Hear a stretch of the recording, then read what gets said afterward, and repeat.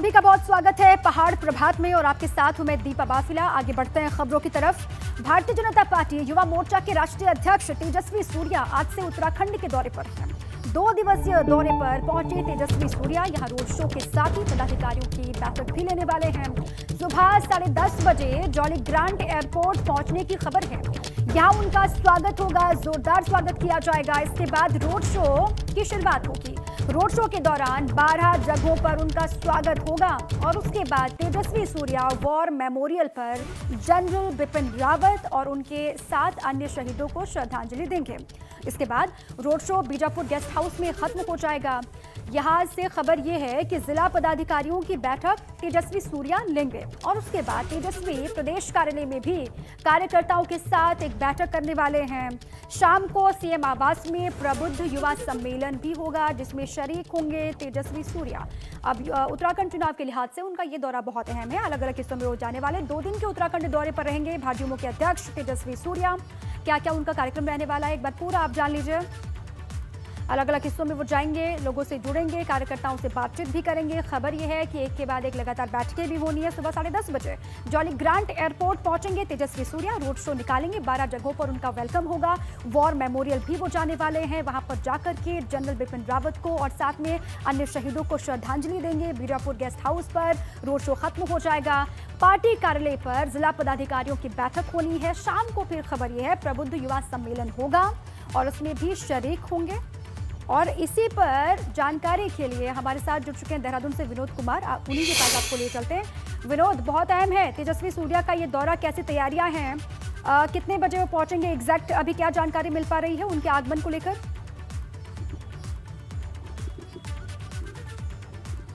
बिल्कुल दीपा, देखिए इम्पॉर्टेंट यही है कि अभी कुछ ही दिनों में उत्तराखंड में इलेक्शन है और उससे ठीक पहले भाजपा की कोशिश यही होगी कि हर वर्ग को साधने की कोशिश हो, हर वर्ग को लुभाने की यहाँ पर भाजपा की कोशिश है। उसी क्रम में आज भारतीय जनता पार्टी युवा मोर्चा के अध्यक्ष तेजस्वी सूर्या उत्तराखंड के 2 दिवसीय दौरे पर पहुँच रहे हैं। आज 10:30 बजे जॉलीग्रांट एयरपोर्ट पर वो पहुँचेंगे, जिसके चलते गर्मजोशी से उनकी स्वागत करने की तैयारी पूरी हो चुकी है। भारी संख्या में जॉलीग्रांट एयरपोर्ट पर युवा मोर्चा के तमाम पदाधिकारी और कार्यकर्ता पहुंच चुके हैं। इसके अलावा कई ऐसी संगठन की बैठकें जिसको आज तेजस्वी सूर्या करने वाले हैं और उसके अलावा कई ऐसी भारतीय जनता पार्टी के युवा जो कार्यकर्ता हैं उनके साथ बातचीत भी करेंगे और संवाद भी करेंगे। तो दीपा, ये काफ़ी महत्वपूर्ण दौरा तेजस्वी सूर्या का है। इसके अलावा अगर बात करें तो आज मसूरी में पहुंचकर एक जनसभा और वॉर मेमोरियल में शहीद हैं उनको श्रद्धांजलि भी आज तेजस्वी सूर्या देंगे। और इसके अलावा कई ऐसी बैठकें हैं मसूरी विधानसभा क्षेत्र में, जनसभा है, रोड शो है, तो उसके चलते काफ़ी महत्वपूर्ण दौरा ये माना जा रहा है क्योंकि अब करीब 1.5 से 2 महीने के बीच में उत्तराखंड में इलेक्शन है। इलेक्शन से ठीक पहले भाजपा की ये एक दमखम और कोशिश यही है कि आखिरकार जल्द से जल्द हर वर्ग को साधने की कोशिश हो। उसी क्रम में आज भारतीय जनता पार्टी के युवा मोर्चा के अध्यक्ष तेजस्वी सूर्या उत्तराखंड के 2 दिवसीय पर हैं। और इम्पॉर्टेंट ये भी है कि कल 2 दिवसीय दौरे में कल ये भी है कि तेजस्वी 11 और धामी 11 के बीच में T20 क्रिकेट का आयोजन भी होगा। और उससे ठीक पहले टपकेश्वर महादेव मंदिर में, यानी ये मसूरी के क्षेत्र में है और मसूरी विधानसभा क्षेत्र में वो पूजा अर्चना करने के बाद में T20 कार्यक्रम में भी मैच में भी प्रतिभाग करेंगे, जिसमें मुख्यमंत्री पुष्कर सिंह धामी उनके साथ में उनकी टीम होगी और सूर्य 11 यानी सूर्य 11 और धामी 11 की T20 मैच में भिड़ंत होने जा रही है। तो एक युवाओं को लुभाने की भी कोशिश होगी और संदेश ये भी होगा कि युवा हर तरीके से भाजपा के साथ आए, भाजपा को मजबूत करे, हर पार्टी स्तर तक और बूथ स्तर तक पार्टी को मजबूत करे। तो ये 2 दिवसीय दौरा तेजस्वी सूर्या का काफ़ी महत्वपूर्ण है। 10:30 बजे के करीब आज जॉलीग्रांट एयरपोर्ट पर तेजस्वी सूर्या पहुंचेंगे। उसके बाद में रोड शो होगा और मसूरी में जाकर मसूरी में विशाल एक जनसभा में भी एक शिरकत करेंगे। इसके अलावा मुख्यमंत्री पुष्कर सिंह धामी भी मसूरी में मौजूद होंगे और जो वॉर मेमोरियल जो शहीद हैं उसमें जो शहीद हुए हैं उनको श्रद्धांजलि आज तेजस्वी सूर्या देंगे। तो ये दीपा काफी महत्वपूर्ण दौरा तेजस्वी सूर्या का है। क्रिकेट मैच भी होना है जिसमें भी वो शामिल होंगे। उसके अलावा तमाम बैठकें भी होनी, तमाम कार्यक्रम हैं।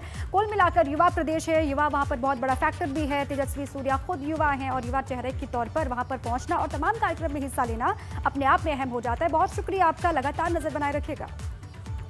आगे बढ़ते हैं। 26 दिसंबर को देहरादून आ सकते हैं जेपी नड्डा। बड़ी खबर है, चुनाव को लेकर पार्टी पदाधिकारियों के साथ बैठक करेंगे, ऐसी जानकारी मिल रही है। चुनाव प्रबंधन टीमों के साथ भी करेंगे मंथन, ऐसी खबर है। सभी टीमों के साथ अलग अलग बैठक करेंगे भाजपा अध्यक्ष जेपी नड्डा। चुनाव को लेकर पार्टी पदाधिकारियों के साथ में मंथन करने वाले हैं। खबर यह है कि 26 दिसंबर को देहरादून आ सकते हैं जेपी नड्डा। चुनाव को लेकर पार्टी पदाधिकारियों के साथ में उनकी मीटिंग होगी और इसी पर जानकारी देने के लिए पंकज राणा जुड़ चुके हैं, उन्हीं के पास चलते हैं। पंकज, कितना अहम है जेपी नड्डा का दौरा, जबकि 30 तारीख को लेकर खबर है कि पीएम आने वाले हैं उत्तराखंड, उससे पहले जेपी नड्डा वहां पर आएंगे? बिल्कुल दीपा, देखिए काफी महत्वपूर्ण है क्योंकि राष्ट्रीय अध्यक्ष हैं पार्टी के और वो जब भी उत्तराखंड दौरे पे आते हैं चुनाव के मद्देनजर तो तमाम तरह की चर्चाएं पदाधिकारियों के साथ करते हैं। इसमें खास बात यह है क्योंकि पीएम के दौरे को लेकर अभी पुख्ता जानकारी नहीं मिली, लेकिन उससे पहले जेपी नड्डा उसको प्रबंधन समिति के साथ बैठक करेंगे। जो चुनाव प्रबंधन समिति भाजपा द्वारा बनाई गई है 34, उन सभी जो समिति के पदाधिकारी हैं, टीमें हैं, उनसे अलग अलग बातचीत करेंगे। और इसमें खास बात ये रहेगी क्योंकि पार्टी अब पर्यवेक्षकों की नियुक्ति करने वाली है जो पूरे प्रदेश भर की विधानसभा में घूमेंगे और टिकटों को लेकर उसमें पूरी तरह से मंथन किया जाएगा। तो ये एक बड़ा महत्वपूर्ण रहेगा। ये एक तरह से चुनावी रैलियां वगैरह नहीं होंगी इसमें, लेकिन प्रबंधन समितियों के साथ, पदाधिकारियों के साथ, पार्टी के बड़े नेताओं के साथ, मुख्यमंत्री के साथ और संगठन के पदाधिकारियों के साथ बैठक करेंगे और इसमें सभी नेताओं से फीडबैक लेंगे कि किस तरह का चुनावी प्रबंधन उत्तराखंड में किया जा रहा है और आगे के लिए क्या कुछ और रणनीति इसमें बनाई जानी है। और सबसे महत्वपूर्ण बात दीपा इसमें यह है क्योंकि पार्टी अब टिकटों को लेकर आगे बढ़ रही है और जो भी एंटी इनकम्बेंसी विधायकों के खिलाफ है, जो भी जिस विधायक ने बेहतर काम नहीं किया है उसके लिए पर्यवेक्षकों की नियुक्ति की जाएगी और फिर पर्यवेक्षक विधानसभा क्षेत्रों में जाएंगे। उसके बाद पैनल तैयार किया जाएगा। उन्हीं सभी चीजों की फीडबैक लेने जेपी नड्डा 26 दिसंबर को देहरादून आ सकते हैं। ये अभी पार्टी स्तर से तैयारी की जा रही है। पार्टी के महामंत्री कुलदीप कुमार ने उन्होंने जानकारी दी है कि उनकी तरफ से लगभग तय हो चुका है कि वो आ सकते हैं और 26 दिसंबर का इंतजार किया जा रहा है। बिल्कुल ठीक है पंकज, क्योंकि अभी ये कहा जा रहा है कि आ सकते हैं, आएंगे, कंफर्मेशन जल्द ही पार्टी की तरफ से दी जाएगी। बहुत शुक्रिया आपका पूरी जानकारी के लिए। चुनाव प्रबंधन टीमों के साथ में ही मंथन करने के लिए वो आ रहे हैं, फीडबैक लेंगे एक तरीके से।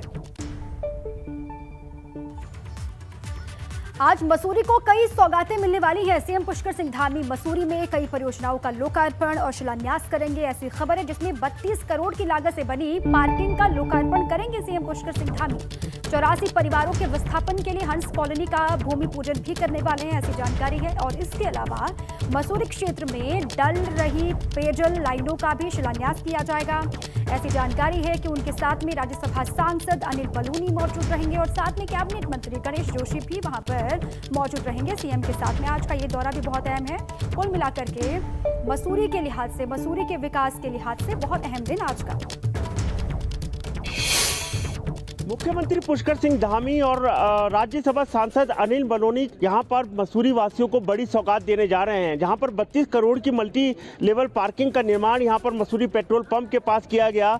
वहीं यहां पर मल्टी पर्पस टाउन हॉल का भी निर्माण कर दिया गया है। आपको खुद खास बातचीत इस टाउन हॉल के बारे में बताना चाहेंगे कि 18 करोड़ की लागत से ये पूरा टाउन हॉल का निर्माण किया गया। इसमें पार्किंग स्थल है, 2 तल में पार्किंग है जिसमें करीब 150 गाड़ियाँ पार्क हो पाएगी। वहीं एक मल्टीपर्पस हॉल भी यहां पर तैयार किया गया है। काफ़ी समय से मसूरी वासियों की मांग चल रही थी कि मसूरी में कोई भी ऐसा हॉल नहीं है जो सार्वजनिक रूप से काम किया जा सके या इस्तेमाल किया जा सके। उसको लेकर कहीं ना कहीं सरकार ने इस ओर कदम बढ़ाया और मसूरी देहरादून विकास प्राधिकरण के सहयोग से ये बहुत बड़ा यहाँ पर hall, multi level town hall तैयार कर दिया गया है। आप देख सकते हैं कि जिस तरीके से कैमरे में आप देख रहे होंगे कि यहाँ पर गढ़वाल की संस्कृति है उसको भी यहाँ पर उकेरा गया है। काफ़ी खूबसूरत ये हॉल यहाँ पर नज़र आ रहा है। सुरक्षा की दृष्टि से अगर बात करी जाए तो यहाँ पर सभी इंतजाम यहाँ पर कर दिए गए हैं। इसी के बेसमेंट में वाटर टैंक यहाँ पर बनाया गया है जो यहाँ पर कई चीज़ों में इस्तेमाल किया जाएगा।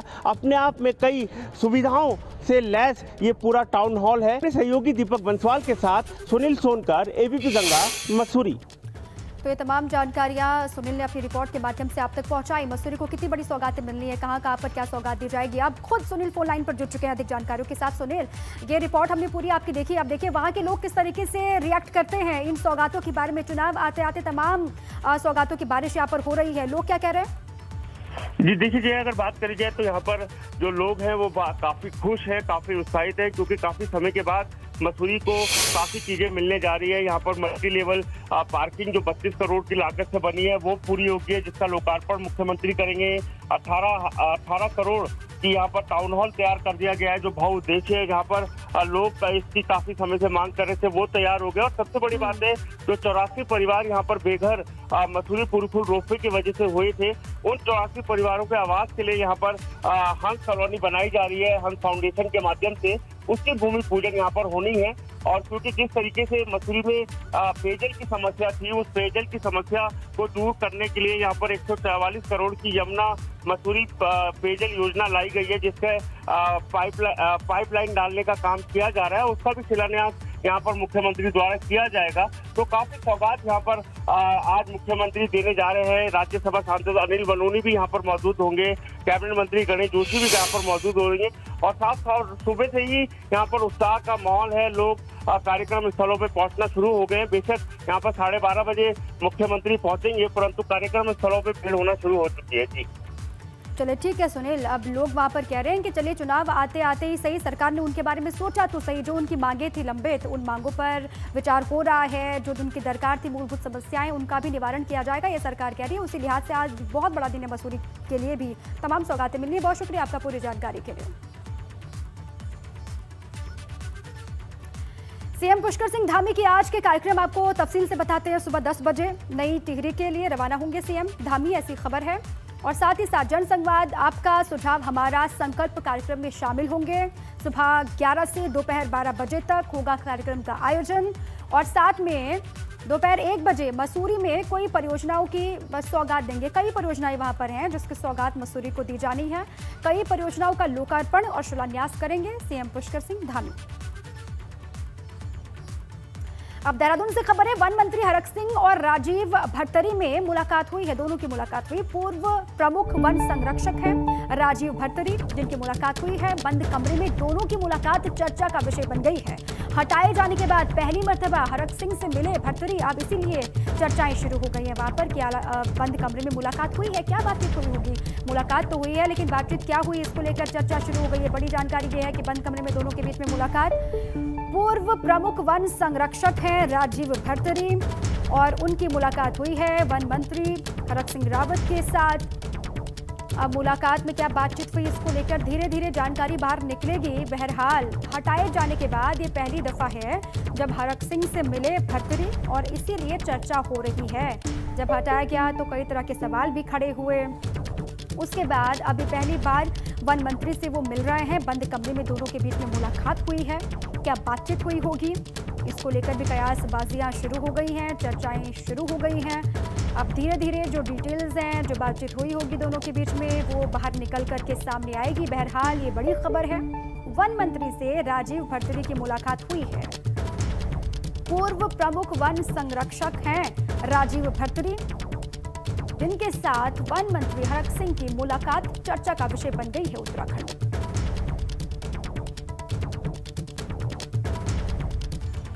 अब आगे बढ़ते हैं। सीएम पुष्कर सिंह धामी ने भारतीय क्रिकेटर ऋषभ पंत से वीडियो कॉल के जरिए बातचीत की है। सीएम ने ऋषभ पंत को उत्तराखंड आने का न्योता दिया। क्या कुछ कहा सीएम ने वीडियो कॉल में, वो जरा आपको सुनाते हैं।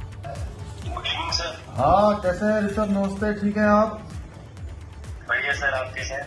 बस बढ़िया। कैसा चल रहा है आजकल? बस सर प्रैक्टिस वगैरह चल रही थी बस। और आप बताइए सर? बस ठीक है। आइए, कब आएंगे इधर? हम लोग आपको जो है ना यहाँ पर करते हैं, आप आएंगे तो अच्छा लगेगा हम लोगों को। नहीं सर, थैंक यू अपॉर्चुनिटी देने के लिए मेरे को, ताकि मैं उत्तराखंड के लिए कुछ कर पाऊँ आपके साथ। आइए, बहुत सारे बच्चे हैं हमारे, नए नए बच्चे, सब आपसे प्रेरणा लेंगे। सब लोग हैं ना इस फील्ड में और आगे जाएंगे, क्रिकेट की दुनिया को अपनाएंगे।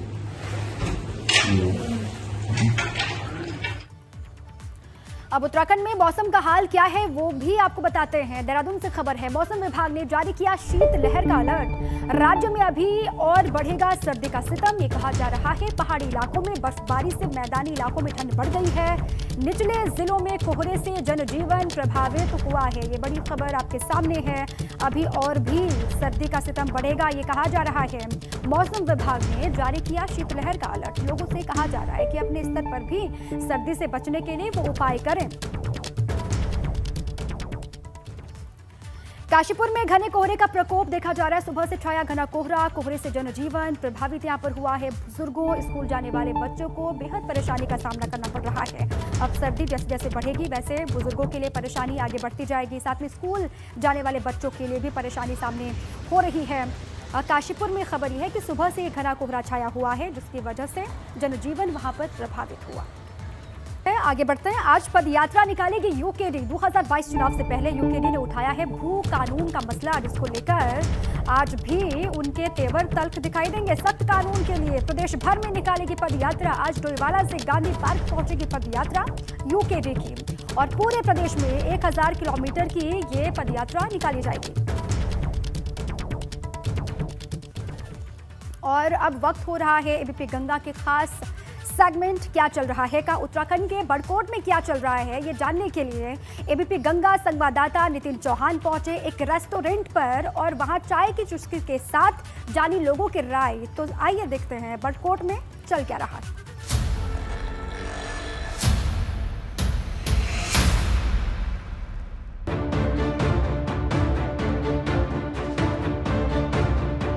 एक रेस्टोरेंट के पास में है, और ये रेस्टोरेंट जो है हिमाचल और उत्तराखंड के बॉर्डर में है, यानी सांकरी में रेस्टोरेंट में है। अलग अलग प्रकार के लोग यहाँ आते हैं। किस तरीके से आगामी विधानसभा में जो है यहाँ पे चर्चाएं चलती है वो हम आपको बताएंगे, क्योंकि चाय की जो चर्चा है सबसे ज़्यादा अगर देखा जाए तो रेस्टोरेंट, ढाबे या फिर जो चाय के जो ठेले हैं वहाँ ज़्यादा होती है।